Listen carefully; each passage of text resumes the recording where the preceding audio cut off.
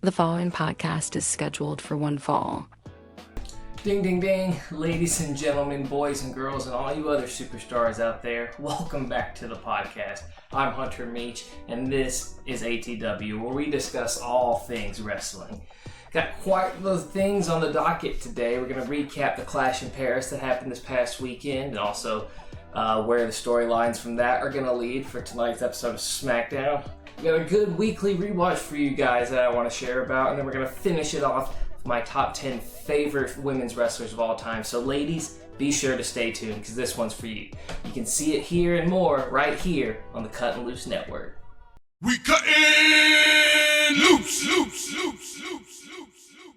And welcome back, everybody. It has been a semi-uneventful weekend of wrestling, so I decided to wear my Dudley Boys, my Bubba Ray Dudley glasses for this episode because I just felt like it. This weekend we had Clash in Paris, which was certainly one of the pay-per-views of all time. It was...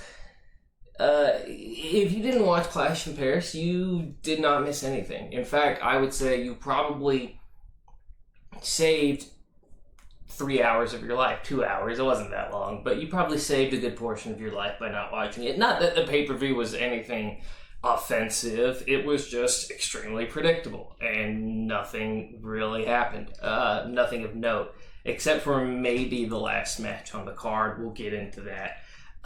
But yeah, I mean, I told you guys on the last episode, this was not one that I was excited to watch, and it wasn't one that I particularly felt warranted a watch. I mean, had it happened during any other time of the day, had it happened late at night in my time zone, I wouldn't have watched it because football would have been on. But no, we thankfully got it early in the morning, midday, so I watched it and I was just, let down, to say the least. It wasn't anything particularly special. So we'll address those. We'll get into that.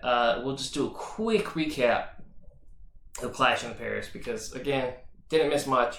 But some matches happened that will progress storylines. We'll start with the Tribal Chief himself versus the Tribal Thief himself. Roman Reigns defeats Bronson Reed via pinfall with Paul Heyman at ringside, obviously.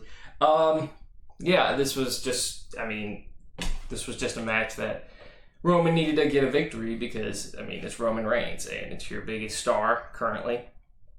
And, you're not going to sit there and have Bronson Reed go over unless you do it dirty, like I mentioned. And we didn't. We had Roman Reigns win via pinfall, got his shoes back, wore the two Ulafalas. So, it was just a fun match that happened. Nothing really more. The match itself wasn't anything spectacular. It wasn't offensive. It wasn't anything I watched where I was like, oh, this is unwatchable. This is unforgivable. It was just a very basic match.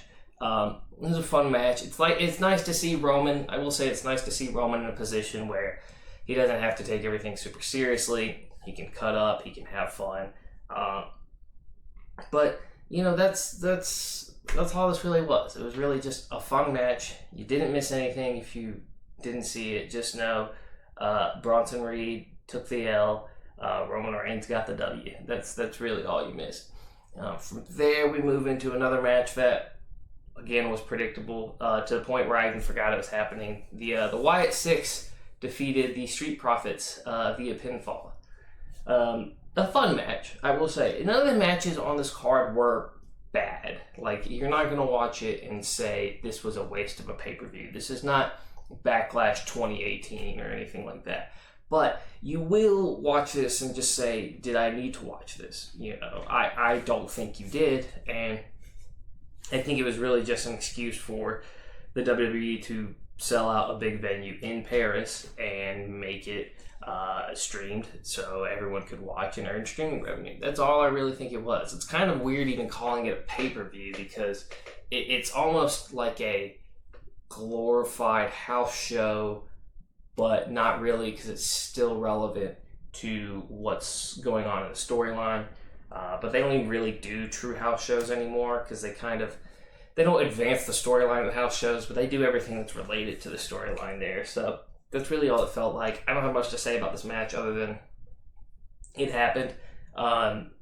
Street Profits are very good at what they do. The Wyatt Six are very good at keeping the Bray Wyatt lore and aura alive. So I do enjoy that. I do enjoy, the nod they've given to Bray and continuing to honor him. So that's pretty cool. But that's really all I have to say about this match. We're moving on to the next match where Becky Lynch defeated Nikki Bella via pinfall. This match was fine. This match was fine. I wasn't offended by this match. Nikki Bella is someone whose ring work has been criticized, and rightfully so, in the past, and it wasn't to the point where I was like, this feels like a Bella match, which is kind of not fair because Nikki's always been the better worker than Brie has, in my opinion. But it was a fun match. It was fine enough. Becky is not the most dynamic wrestler anymore, nor was she really ever, maybe in her NXT days, but neither is Nikki. But the build-up was fun. The back and forth, the Becky being a total just diva about Nikki Bella not being with John Cena was fun, and just roasting her because she's married to a champion and Nikki Bella's not, and that was all fun to see, and we kind of knew Becky was going to win because it didn't make sense for Nikki to win. But cool little build up, fun little mini feud, not really gonna move the needle anywhere. So cool match. We're already halfway through this card, believe it or not. That's how forgettable this card was because we're just not, don't have anything to show for it. Next up, we have Rusev defeating Sheamus by submission. This was one of those matches where I said last week, I love both of these wrestlers. I don't care about this match. And that's just all the more true because this match just didn't... I mean, I guess it kind of was a good way to get Rusev involved again and kind of reintroduce him to the WWE. Not that we really need him to be reintroduced. We all know who Rusev is. We love Rusev. But it just again, just felt like a purposeless match. Just felt like a match to put on the card, just to have on the card. Rusev and Sheamus are both fine. Dare I say, good performers. But again, just not a match that no one really cared about. Sheamus, you can tell Sheamus's run as a world champ, even a mid-card champ, are really done. Sheamus is kind of in that position now where his job is to get other talent over. And that's great, and that's fine. I love Sheamus for it.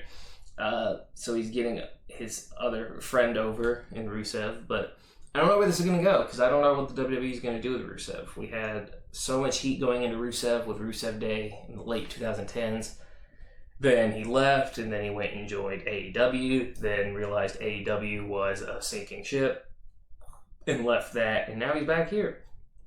We'll see where that goes. That's, again, really all I have to say about this match. Next match was really fun, but at the same time, this was probably the one where I was like, this is probably the least predictable match because you could see Cena needed to go. It's John Cena versus Logan Paul, which John Cena won via pinfall. And you could see Cena losing if he lost dirty, which my whole thing was, yeah, they're going to pay Brock, $1 million to fly to Paris and F5 him, and Logan will pick up the pinfall 1, 2, 3. Logan Paul gets a win. He gets pushed as a heel further. And then John doesn't go out, clean. That's what I assumed was going to happen because it doesn't make sense to... But you're not really... I was like, it doesn't make sense to bury Logan Paul, but you're not burying Logan Paul because he's the heel, and heels are supposed to lose clean. And Cena needed the win. Cena needs a babyface win because the whole heel run was a complete and utter shit show, and it did not go well. And Big Match John is back, and Big Match John has to earn his favor back with the audience as Big Match John, and that's exactly what needed to happen here. So this was the match where I was like, this is good. This is what needs to happen. I don't know how it'll actually implicate John Cena's retirement run. Michael Cole had a slip up where he said, yeah, when John Cena retires in January, so people are already like, oh, is he getting more matches than we thought? Is he going to extend it all the way to Royal Rumble? Michael Cole has come out and said that has been a slip up. He will be retiring in December, which I do believe is the case. I don't think Michael Cole accidentally released any sort of tea or anything that, oh, we're going to pull a fast one on you. John's actually staying till January. I think it was just an honest mistake, but that's that match. And then the last match of the night, probably the best match of the night. And if you didn't see it, you didn't. This is probably the only thing that's actually advancing anything important. It was the Fatal 4-Way for the World Heavyweight title, where Seth Rollins defeated CM Punk, LA Knight, and Jey Uso. Match goes on. Very fun match. Very fun spots. Nothing crazy, nothing life-changing, but definitely the best match of the night. Gets to the point where Punk hits Rollins with a reversal of the stomp, gets him into the GTS, hits the GTS, falls to his knees. Rollins falls backwards onto the rope and then falls over onto Punk again. Punk gets a big smile on his face. He's about to hit a second GTS on Rollins because Rollins is not going to kick out of 2 GTSs. And what he then decides to do is ultimately try and seal the deal and win the World Heavyweight title. For then a masked individual in full black garb to come in and hit the low blow on Punk, for Rollins to then hit Punk with the stomp. 1, 2, 3, Rollins is still champion. And that masked individual was, shocker, no, surprise, surprise, none other than Seth Rollins' wife himself, Becky Lynch. That dastardly harlot, Becky Lynch, interrupting CM Punk and ruining the title chances for him. Yes, Becky Lynch interfered. Rollins and Becky celebrate. They have a long kiss in the middle of the ring, and it's the two, Becky's not the champ, but she's one of the champs. So the 2 champions standing in the ring out of evil necessity. Very good end of the match. Very good end of the pay-per-view. The rest of the pay-per-view, not so much.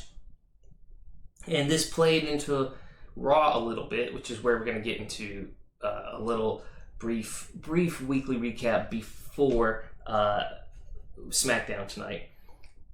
We have Raw. Punk is on Raw. He's shooting his promo. He's getting the crowd over. The crowd's hyped. He's calling out Seth Rollins. Becky Lynch's music comes on. She comes into the ring. She starts berating him, saying, he's a old shell of himself. He's not her husband. Her husband owns him. Can't handle him. She just starts disrespecting him to the point where she slaps him. But she doesn't do the one slap. She slaps him probably 25 times, just repeatedly. Just these little petty like kindergartner slap fights that are. It was really funny because she was just and to prove a point that he was she was like, you can't do anything to me. You're not man enough to do anything to me. To the point where she just continued to laugh at him. Punk walked out of the ring because he's not going to hit Becky. He's not going to hit a woman. But then turned around and said something along the lines of, you'll be sorry. You and your husband will both be sorry that you messed with me. He said something, I can't remember the exact phrasing, but it was something along the lines of, I have someone to take care of you, Becky. Basically alluding to the fact that AJ Lee would be returning, which is huge if it actually happens, because AJ Lee is similar to the CM Punk scenario, someone who hasn't been in the WWE in 10 years and has been gone even longer than Punk. Someone who didn't really have controversy with the WWE apart from her husband getting fired on their wedding day, but which is pretty controversial. But now AJ Lee could possibly return, which would be huge. The theory is that it'll happen on SmackDown tonight. So we'll see if that theory comes true, and it will lead to a mixed tag match between CM Punk, AJ Lee, and Becky and Seth Rollins, of course. So that's what was alluded to. We'll get into now, because we don't have much news. for the week. But we'll get into just brief news before we transition to the next segment. It was revealed on, I believe it was WWE Shop's Twitter or X or whatever. It may have been Instagram. I don't remember. Someone had tweeted something about merch for AJ Lee or something of that nature, and the official WWE Twitter responded to them, or official WWE Shop Twitter responded to them with the response of, sure, with the imminent return of AJ Lee, we will be sure to stock merchandise. Actually, let me find the exact quote, because this, and I'll pull it up on the screen for you guys to see, because this was quite the shocker. AJ Lee, if I could spell AJ, that would be great. Return leak. WWE account appears to ruin major return as deleted post sends fans wild. And with this place has an article that I just want to. Okay, here we go. So this one Twitter post says, "Hey, at WWE Shop, where's the AJ Lee merch? What am I meant to wear on Friday when I watch SmackDown? Normal clothes?" And the official WWEshop.com responds with, "Hey there, of course, we wouldn't expect that. With AJ Lee's return to the ring, we are looking to have some fire gear, hopefully in time for WrestlePalooza. Be sure you've signed up for email, blah, blah, blah, blah." So they, official WWEshop.com, and I don't know how long this tweet stayed up, but just basically spoiled that AJ Lee would be returning. They didn't say when, so we'll see if that's tonight. It's most likely tonight. And we'll reconvene on the next podcast episode to see if we were correct. But that's, somebody's getting fired. Somebody on the WWE social media team is getting fired because they just leaked probably the biggest, most shocking return that could happen in women's wrestling at this point. Like, this will be the biggest return since CM Punk came back. And the fact that that gets leaked is not a good look. It's not a good look. And yeah, obviously, like, smart wrestling fans could say, okay, well, the writing's on the wall. Punk is clearly referencing his wife in promos and saying she'll return. But it feels different when it comes from the official company's mouth. So we're unfortunately going to have to wait and see tonight to see if the spoilers are true. And maybe she doesn't return tonight. Maybe it's a different night. But it's not looking good. It's not looking good for that poor soul who accidentally tweeted that. But that's our recap for the week so far. Pretty mediocre pay-per-view with a good ending and a nice little spoiler for AJ Lee's inevitable return. So we're going to take a quick break. When we come back, we're going to go over our weekly rewatch and give you guys a match that, if you haven't seen, you need to watch because it's amazing.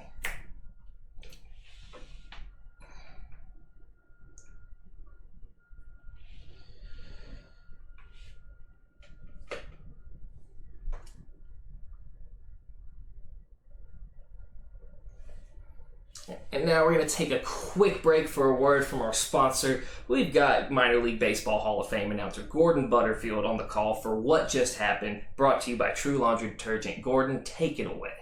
Oh, what just happened? What Just Happened is brought to you by True Laundry Detergent. It's a locally owned company, and these fellas live in the neighborhood. They're saving you money. That's 101 loads in one bag. They got laundry detergent and fabric softener. They've even got dry sheets for you. Got sensitive skin, they've got the free and clear. No fragrances, no dyes, no additives. Or if you don't like liquids, they've even got the detergent sheets. Just drop one in every load. There's 60 loads in that box. Just head on over to thetrueproducts.com for all your laundry needs. And don't forget to use your code CUTTINGLOOSE1 to get you 10% off your first order. That's True Laundry Detergent. It's Gordon approved. It's always a game of chance on the giant water slide, but Janet Kopakowski's ready to see what turns up on the river. And take off. Oh, she's too stiff. That's a bad idea. Fusion surgery. Oh, my. Let's take another look and see where she destroys vertebrae C4. and 5 and 6 and 7. She's sky high and looks like she died 5 days ago. Rigor mortis. Ho my. Her back's as red as a beet. Oh, what just happened?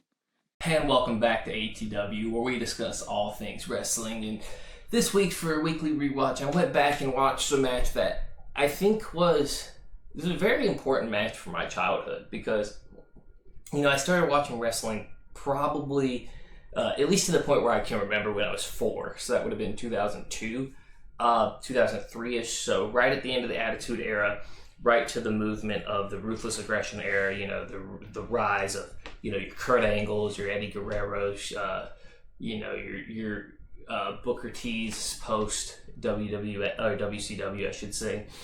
And obviously a guy debuted around that time by the name of John Cena, who children everywhere were fans of, even when he was a character he shouldn't have probably been admired by kids for, when he was the Doctor of Thugonomics. But Cena was so fun, and he was so likable, and his promos were great, and he was probably my favorite wrestler at the time.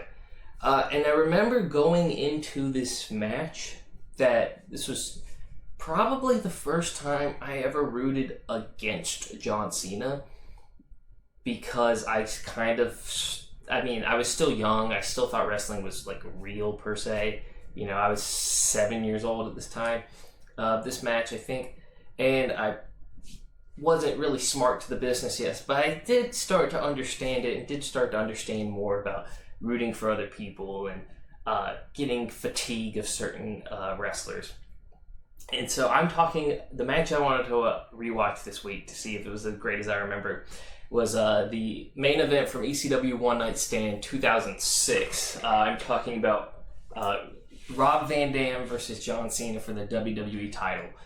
Or the ECW title, whatever you want to say, because technically RVD won the ECW title, and then they gave him a new title, but he kept the WWE title, so he's kind of both champions, because there wasn't a WWE champion, but he's also the ECW revival was weird. But this pay-per-view was an extremely fun one, and all of the ECW One Night Stand ones were really fun. Paul Lee losing his shit at JBL, and just the absolute ECW, man. The revival may have not worked out well when WWE bought it, but ECW probably always had the most passionate fan base and the most passionate crowds. Like the WWE crowds, WCW crowds, they don't hold a candle to the ECW crowds, and they showed it in this match, because this match is electric. If you haven't seen this match, it's a good match. It's a great match. It's got great wrestling to it. But one of the biggest sellers of this match is the absolute, just sheer aura of the crowd, and especially how over RVD is and how not over John Cena is. Because RVD enters to roaring cheers. He's Rob Van Dam. He's ECW's baby. He's the one of a kind. He's the extreme Zen guy. He can do anything and everything while maintaining just ignorant bliss. Sponsored by a specific herb of substance.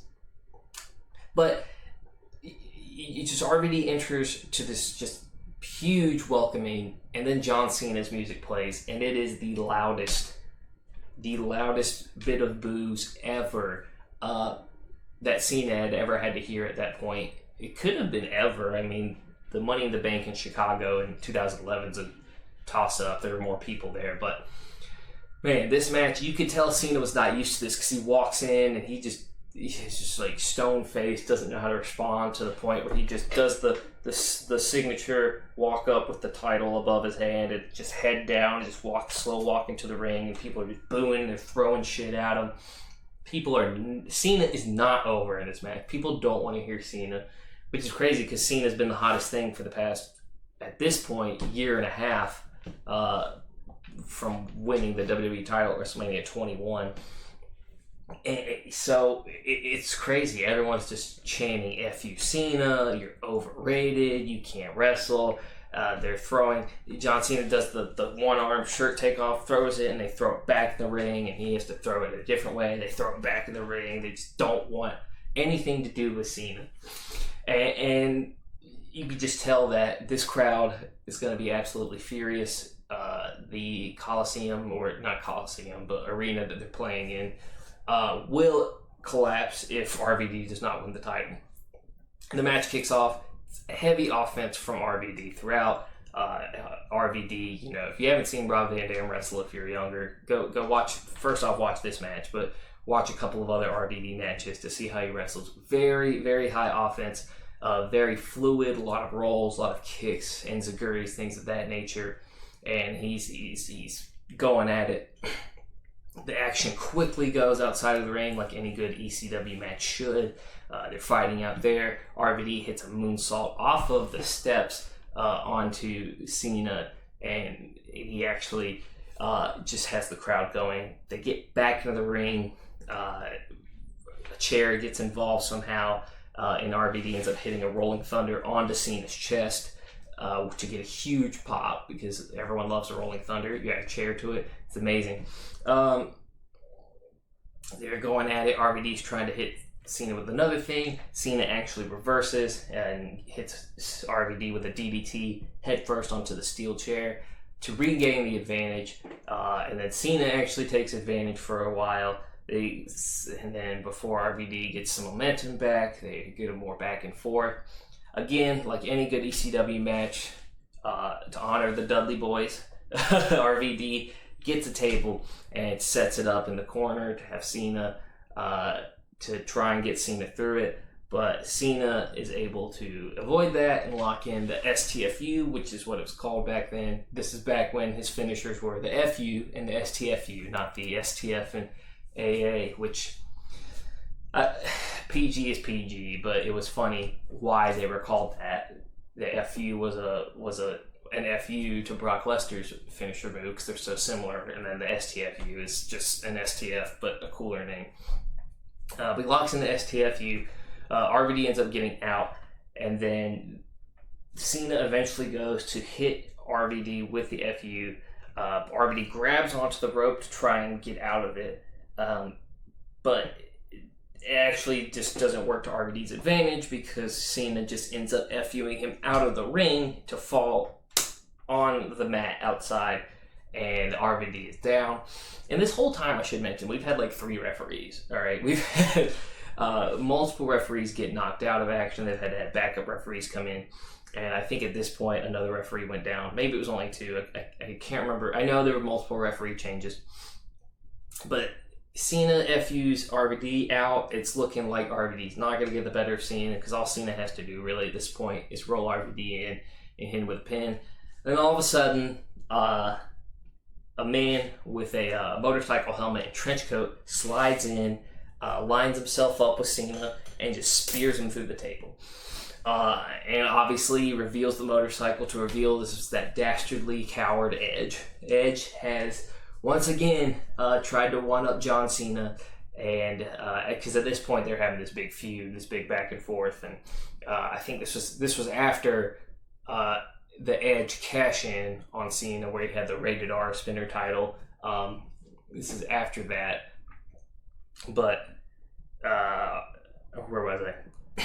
After that, so Edge is getting back at Cena for eventually winning the title back from him by spearing Cena through the table, and then there's no referee, so all of a sudden Paulie Heyman, because he was still Paul E at the time, comes running down the ring and runs into the ring, and he's yelling at Rob. He's like, "Rob, get up! Rob, get up!" And Rob's like slowly climbing onto the turnbuckle to try and climb the top rope.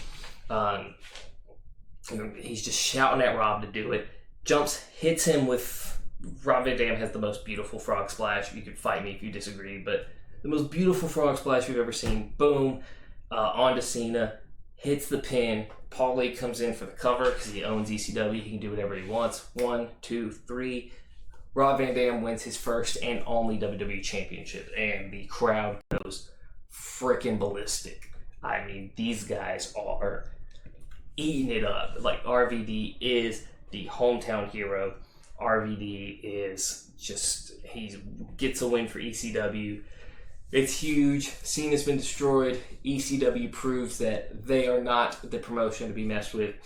And it was a really good start to the ECW, brand and revival, because ECW wasn't being taken seriously when it was bought back by WWE. So for Vince to book the pay-per-view in a direction where ECW ultimately went over, because you have your guy beat their guy, even if it's not clean, it meant a lot for ECW, and it meant a lot for Rob Van Dam's career. Would Rob's tenure as WWE champion play out to be that impressive? Unfortunately, no. He was only champion for a couple of weeks, and before losing the title to Edge in a triple threat with him and John Cena, to reignite the feud between Edge and Cena. And then WWE would just show that Vince didn't care about ECW and kind of just fall out of booking that show properly. It also had a weird time slot of 10 p.m. on a Tuesday night. But I say all that to say this match was amazing. It's a great timepiece. It just takes you back and it makes you feel like, wow, ECW, this WWE promoted ECW could be taken seriously. Even though it never was, it felt great to feel that way at that time. It also just felt great to see RVD as the champ because he had been putting on banger matches in WWE for 5+ years at that point, and it was great to see him rewarded with the title. And so that was the weekly rewatch of this week.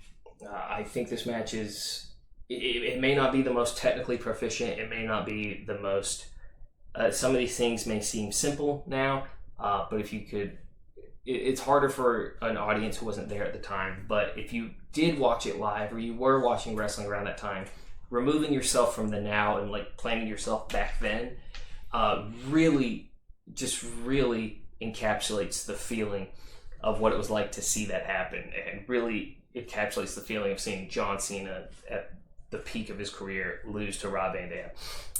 It was great. I love this match. So that was our weekly rewatch. If you haven't seen it, go give it a watch. It's not a super long match. It's less than half an hour, so it won't take you long, even though I kind of just walked you through the whole thing. Regardless of that, don't listen to me. You watch it yourself and then tell me what you think, because your opinion is the one that only matters. So that concludes our weekly rewatch of the week. We're going to take a short break. When we come back, we're going to go over my top 10 favorite female wrestlers.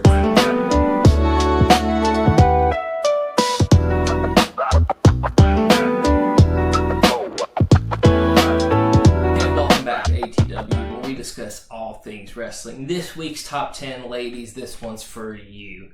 This one is for you all because we're discussing my personal top 10 favorite female wrestlers of all time this week.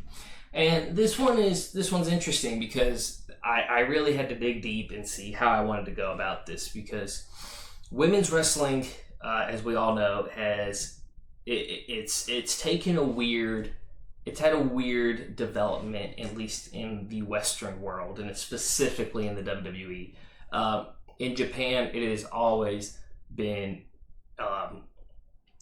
significant, and it's always been at the top of the food chain. Like it's not men's wrestling versus women's wrestling. It's not really like that in the West, but it's not like, oh, here's the men card. We need 5 men's matches and 1, maybe 2 women's matches. No, it's men and women's wrestling are just wrestling. Like they're mixed evenly throughout the match. They both draw. In the West, it hasn't been so much the case, and part of that is a lot due to Vince McMahon's unknowingness and unwillingness to book proper female wrestling, and an unknowingness of how to.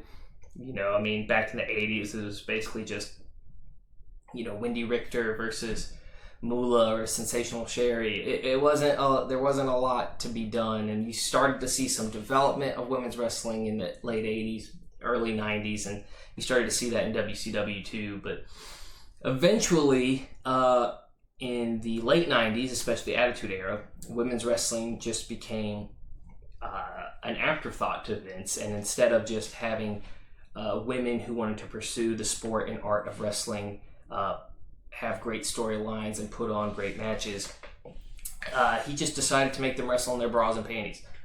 He just decided to make a mockery of the sport by just having attractive women have bikini matches and the weird diva search stuffs where they were all just competing on basically who was the hottest diva, and also just calling women's wrestlers divas at the time was kind of par for the course on how out of touch Vince McMahon was when it came to booking women's wrestling. And to the point where, you know, the WWE didn't know what they were doing for a long time. Women's wrestling was a joke, on no part due to the female athletes themselves, all due to upper management and upper booking of storylines, having, you know, women degrade each other in the bikini mud pie matches or whatever. It's a disgrace. It's a disgrace because not only is it demeaning and shows that you don't really care about these women as performers, it's also just not very interesting. It's interesting. I'll say it's interesting from the perspective of a young boy who is discovering himself, we'll say, and is discovering what he likes and doesn't like in the opposite sex. But I'll say it's intriguing for that nature, and it's probably a reason my mom had reservations about me watching wrestling so much as a child. But in terms of entertainment, it really is poor. So there's a lot of people that didn't get a chance that should be shouted out. A lot of women that just didn't get a chance because they were just in wrestling at the wrong time. So that's why this list was so interesting to make, because it's like I had to go, it's like, who do I pick? Because I have to pick through certain timepieces. Because, you know, I grew up in that era where women's wrestling was the afterthought, and it was just the softcore porn, if you will. But there was still great women's wrestling lumped in there, if you could look past that at times. And then, you know, that time TNA was killing it with their knockouts division, and women's wrestling was amazing in TNA, but no one was watching TNA, and then WCW before that. So my criteria of this is interesting because you're going to see a lot of women who are different, have different personalities, different wrestling styles, and are of different eras. But I think this is just, I just went in and picked the 10 I feel are most important and the 10 I enjoy their work the most. So we're going to get into it. Number 10, we've got the ninth wonder of the world herself. That is China, Joni Lawler. Now, Joni Lawler, sorry, not Joni Lawler. She's not Jared King Lawler's daughter. Was China the best in the ring? No. No, she wasn't. Was China the most impressive promo person? Not in the slightest. Do I think she is an important person for women's wrestling? Yes. I think she was very important in her initial role as the enforcer of DX. Where she came in and she's just this gigantic buff woman who can handle wrestling men. Not that she wrestled men, but it's like, she did wrestle men, but she could handle like fighting off men. She was a great scare factor and she was intimidating to the point where I think actually she was a very important person for the women's division because she wasn't raw sex appeal. A lot of people actually found her unattractive. Not that she was. A lot of people actually found her attractive. But it wasn't her attraction that was... It wasn't any level of like... It's weird because it's like she's very much a visible oddity with how gigantic and buff she is. But it's not like you're oogling at her because of traditional Western sex appeal. You're oogling at her because you're like, this woman is jacked and she could take any man in the ring. And she could. She was the first woman to ever be in the Men's Royal Rumble. She was the first woman to ever hold a men's title by beating Jeff Jarrett to win the Intercontinental title. A lot of people think it was stupid. I don't think it was stupid. I think it was cool to see a woman win a man's title. And I think it was cool to see her also compete for the women's title afterwards and have her wrestle women. Again, is she the most technically proficient? Was she the most technically proficient? No. Was she the most gifted on the mic? No. But I think she is one of the most important people when it comes to the women's wrestling for helping break that divide of, hey, we're more than just eye candy. You know, I am jacked. I could take any of these men in a fight. So let me show you that I can do it. And having her integrate into men's wrestling, really help break that gender barrier. I think intergender wrestling is very good. It's not something the WWE knows how to do. A lot of Western wrestling doesn't know how to do it. You see it a lot more in Mexico and in Japan, and I think it's great when it does it. Chelsea Green's a great example of someone from Western culture who is integrated in intergender wrestling. I think it's great. I don't think there's anything weird about it. Should women be competing for like the world heavyweight title? Probably not, because there's already women's world titles, but I don't think there should be reservations about women competing against men, especially in this day and age. I think it's something that can work, and I think it's something that the WWE should definitely be more open to, and I do credit China with being one of the pioneers for the WWE for that. So she's in my number 10 spot. Number 9 is interesting. We go all the way back to Alundra Blaze, or Medusa, whatever you want to refer to her as. And Alundra Blaze, again, way before my time, but one of those way before women's wrestling became all about sex appeal, and it was actually about wrestling and fighting and who the champ was. And Alundra Blaze also just has one of the best moments ever in wrestling, one of the best moments where, you know, it's kind of like it helps break kayfabe, because it wasn't really kayfabe, you know, where she goes over to WCW with the WWF title, and on live television throws it in the trash. She throws Vince McMahon's women's title in the trash. That is I think that's actually the coolest moment in women's wrestling of all time. And I think it is just freaking awesome to see her just stick it to the guy who basically, you know, at the time was just not prioritizing women. Whereas WCW was actually trying to advance some of their women's division. So she just like basically just gave him a big F you, Vince. Here's your title. Screw your title. I don't care. So, but also just incredibly talented on the mic, incredibly talented in the ring. Alundra Blaze was a pioneer of women's wrestling. She was the stepping stone from, you know, kind of from that Wendy Richter era into the next era of women's wrestling before the bikini era is, I guess, what we'll call it, you know, where you saw, you know, wrestlers like Molly Holly, Jacqueline, Ivory, wrestlers like that who actually wanted to take the sport of women's wrestling seriously. And I think Alundra Blaze was a huge influence in all of that. So, coming in at number 8. Number 8 is not our most modern one. Actually, yes, she is our most modern one. And I think she has potential to be one of the greatest of all time, because I do think she may be one of the best workers on this list. But she's obviously not there yet because she's still wrestling. She's in my top 10 because of how over she is. And that's Rhea Ripley. I think Rhea Ripley is, first off, she's an attraction because it's not the cookie cutter, cut and paste woman's wrestler here. Very much able to do her own thing, very much, because she was a different character at the beginning of NXT. She was just basic, you know, wrestling school graduate, blonde, tall, athletic bombshell. Who then is like, no, I'm gonna do me, I'm gonna be goth, and I'm gonna kick ass, and that's what she does, and she does it great.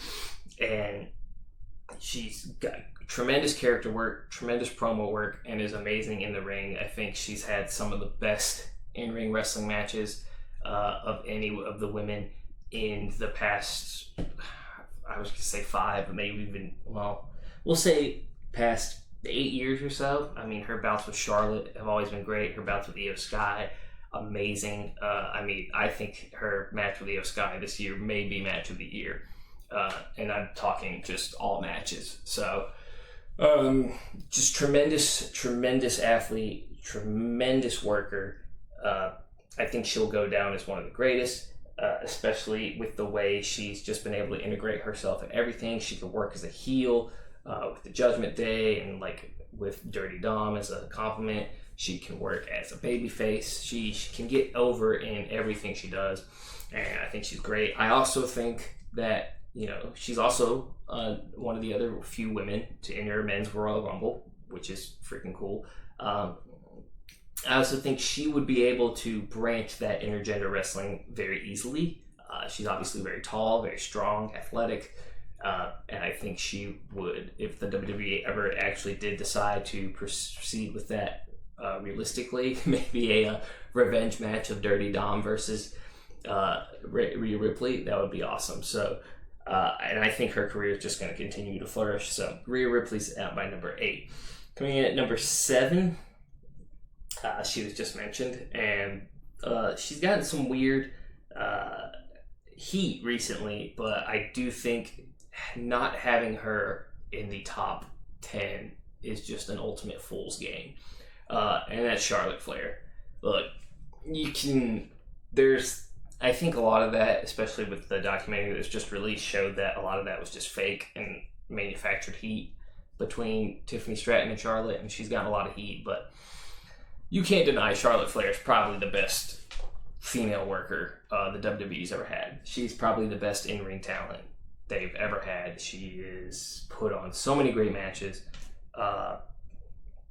She, from her feuds with Rhea Ripley, as aforementioned, Asuka, Becky Lynch, Ronda Rousey, NXT matches way before that. She helped transition, because she left NXT kind of early enough, she helped transition that, let's move from this diva era. Yeah, we're not really sex appeal anymore, but we're still seen as divas and like the second class to, hey, we deserve to be taken just as seriously as the men here do. We deserve our pay-per-views. We deserve to headline WrestleMania. And she was probably the pioneer for that journey into that era. So Charlotte Flair, I think, will go down as a top 10 female wrestler. People, you know, you like to hate on people who's still there, and I think people like to hate on her just because she's been pushed so much, she's been booked so much. She's got, 14 women's titles, 15. Like, she's the most successful women's wrestler based off title accomplishments ever. But I do think at the end of the day, it will be said that, like, there's a reason for that. She's obviously a tremendous worker. She's obviously great on the mic. And she's obviously, you know, there's people can argue nepotism all they want, but I don't think that's fair to Charlotte. I do think her name being Flair does help with it, but I don't think that's fair to Charlotte. I think she has accomplished everything she has based off of sheer work ethic and just sheer ability to be great in the ring. So Charlotte Flair is my number 7. Number 6, we've got another one that was actually, I did watch her tail end there because, you know, she did have that whole WrestleMania X7 storyline, Ivory. Another woman who was in that late 90s, early 2000s era of women's wrestling, along with ladies like Jacqueline, Gail Kim, people of that nature.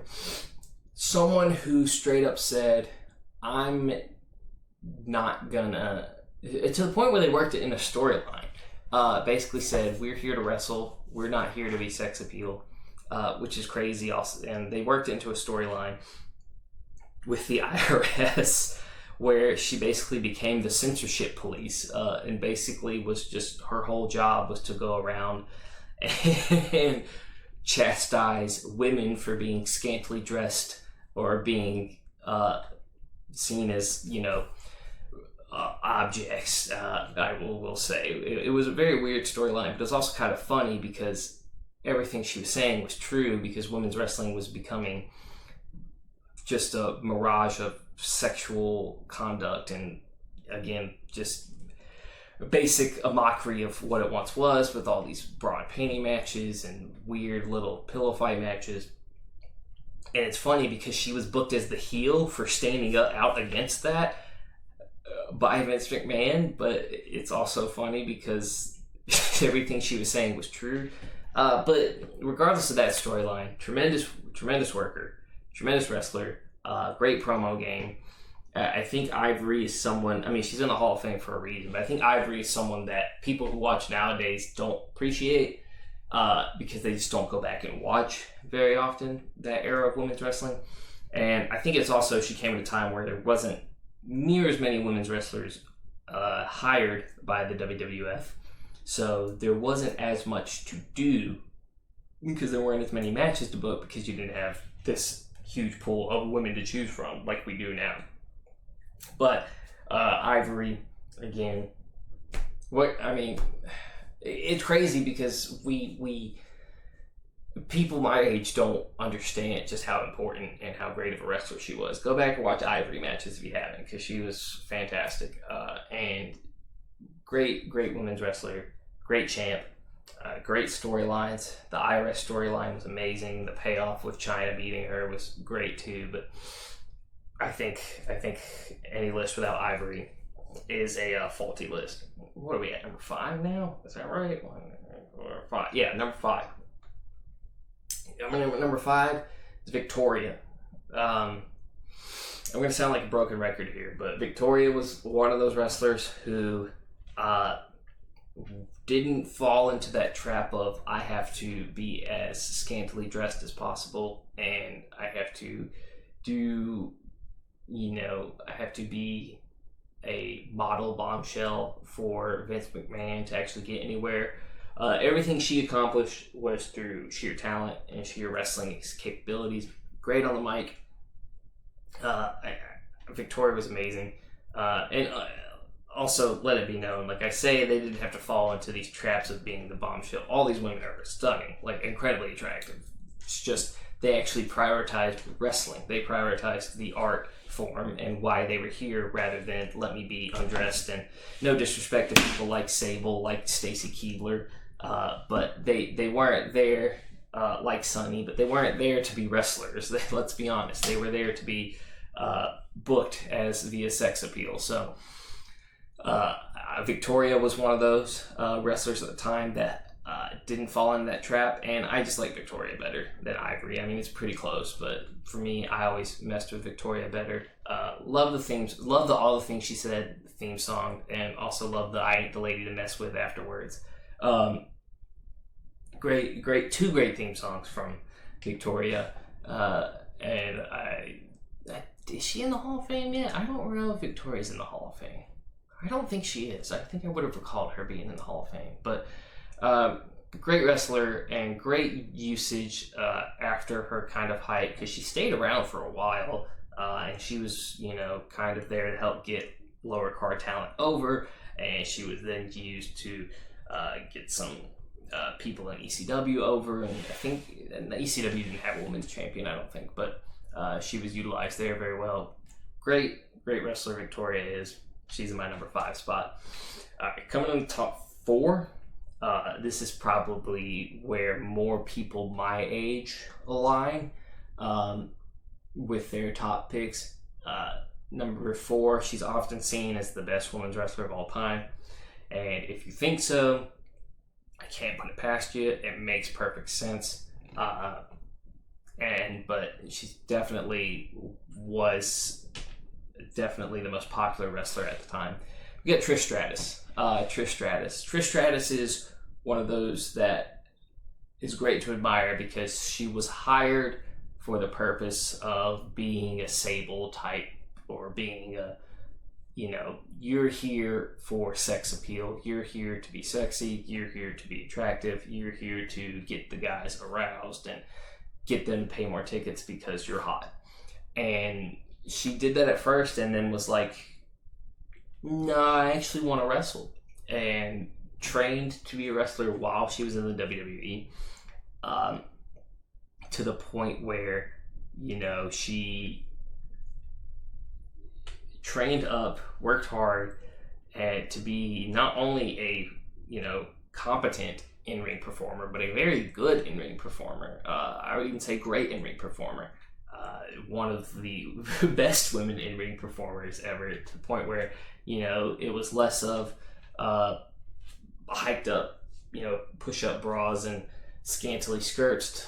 She's wrestling in like this like leather or tracksuit type thing, and It's less about revealing herself and more of, hey, I'm a badass woman who can kick your ass anytime I want. And just awesome how she came into the company and was put down and had that whole stupid bark like a dog thing from Vince McMahon to help get The Rock over. I think it was The Rock at the time. Yeah. To just saying, nah, this is stupid. I'm not doing that. Women are more important than this. So screw you, Vince McMahon. I am not doing what you say, and I am going to actually wrestle, and we're going to be taken seriously. And she did.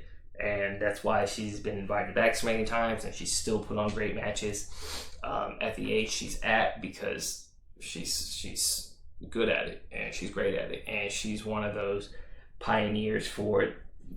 I know the term is redundant because the WWE uses it all the time, but the women's evolution of wrestling and the movement to make it taken more seriously. So we love Trish Stratus for that. Very important wrestler in that regard. She's my number 4. Number 3 is a wrestler who I didn't appreciate as much as a child because I didn't watch as much TNA as I should have. But going back, watching TNA, and she had a WWE run, which was great too. I think you could argue this is the most important female wrestler of the 21st century. And honestly, if you ask me on a different day, she could be my number 2 or number 1. But right now, she just coming in at my number 3 again, just because I didn't watch her as much as I watched my other top 2. But it's Gail Kim. Gail Kim I don't know what to even say about Gail Kim, because Gail Kim is such an important wrestler in Western culture. She basically made the Knockouts division what it was. And the Knockouts division was where women's wrestling was. I mean, that's why so many other women flocked there, like Awesome Kong, Mickie James, basically just was the inspiration for that whole division. And it's probably, she might objectively be the best wrestler on this list. Gail Kim is so good in the ring. She's great on the mic. She's TNA royalty, but she also had a great first run in WWE from I think it was 2000 to 2002-ish, 2003-ish, where she won the women's title. And just the sheer influence she has on women's wrestling, because she left the WWE when it was that way and went to help start TNA, now known as Impact. Actually, I think it's now known as TNA again. I don't know. They're a weird company. But helped establishing the women's scene there and helping get that off the ground and having it being taken as a serious actual division where women were wrestling each other, not wrestling each other in bras and panties, not wrestling each other in kiddie pools, nothing like that, not doing a diva search reality show, which was basically which diva looks best in their underwear. She was very important in establishing a culture around women's wrestling and making sure it was taken serious, to the point where women's wrestlers were going to TNA over WWE. No one was going to TNA over WWE at the time, let me tell you, but women wrestlers were, because they could be taken seriously. Japanese women wrestlers, if they came to the West, they were wrestling at TNA. They weren't wrestling at WWE. There was nothing in WWE for them.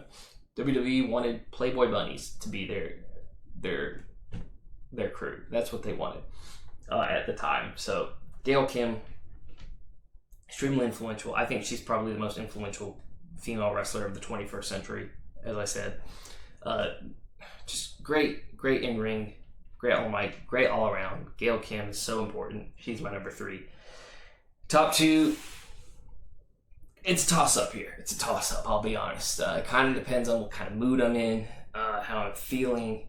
Right now, number 2 is number 2, and number 1 is number 1, and that could change any day. Like I said, Gail Kim could be in number 1 or 2 as well. So my top 3 are kind of interchangeable. But right now, number 2, I've got the Queen of Extreme herself, Lita. Amy Dumas, Lita, Georgia State grad, shout out my alma mater. What can I say about Lita? Just amazing. Again, in that era of wrestling where they're trying to push sex appeal as much as they can, and she just straight up said, nah, nah, we're not doing that. We're not doing that. I'm going to show you how badass I am by doing moonsaults off the ladders with Jeff and Matt Hardy, and by going through tables and, taking insane bumps. And there's a reason she and Trish were fighting so much, because they were the two women who were really promoting that culture of wrestling, not culture of sex appeal. And that's why they were booked against each other so many times, because those were the two women that were doing it the best after all the other women wrestlers who would have done it left. And that's why you saw so much back and forth between them, and rightfully so, because they're two amazing wrestlers. And they're two best friends for a reason, because they had immense chemistry. And people who typically like one or the other. I'm a Lita guy. If you're a Trish Stratus guy, that's all your thing. But, Lita was an amazing performer, could do amazing acrobatic stuff, and trained to be a wrestler from the beginning. To Trish's credit, she trained while she was in the WWE, but Lita had been training for years to be a wrestler. And again, a wrestler who could still perform. She'll be invited to Evolution pay-per-views, or has been in matches recently, and they're still great. They're still flawless. She's still hitting great moonsaults. She's still killing it. And I feel for Lita at times, because the WWE did something where, there were personal issues. She had personal life issues that were made public between her and two male wrestlers, and they decided to make that into a storyline, and decided to continue to make her a mockery. And was some of it her fault? Sure. She had been made a mockery, and have everyone call her a hoe on national television, and the Godfather do the hoe train and try and get her involved, and just have John Cena completely calling her a slut and everything. No, that shouldn't have happened. That's not cool. So I feel for Lita there. That shouldn't have been a storyline that was ever engaged with. But props to her for managing to stick through it. Props to her for managing to overcome it. And for also managing to just not let that impact her career at all. Not let anyone make that out to be that's what you're remembered for. Because that's not what she's remembered for. She was remembered for being a freaking badass, and for being one of the best women's wrestlers ever. So that's my number 2. All right, number 1. Again, between 3 and 1 on any other day, but right now she's at my number 1 spot. That would be none other than hardcore country herself, Mickie James. Again, I've beaten a dead horse to death here, but one of those wrestlers who was very important at the time.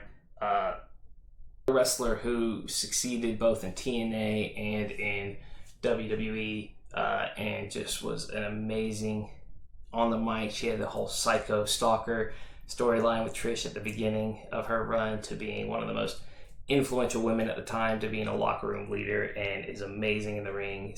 Still could wrestle in the ring if she wanted to, and amazing promo work, and I just loved everything she's ever done. So that's it for the top 10 this week. That's it for another episode of ATW. And if you want to stay notified on all things wrestling, make sure to subscribe to the channel. Hit that notification bell, and after the 1, 2, 3, you'll stay up to date on all things cut and loose. Till next time, I'm Hunter Reach, and I'll see you in the next one.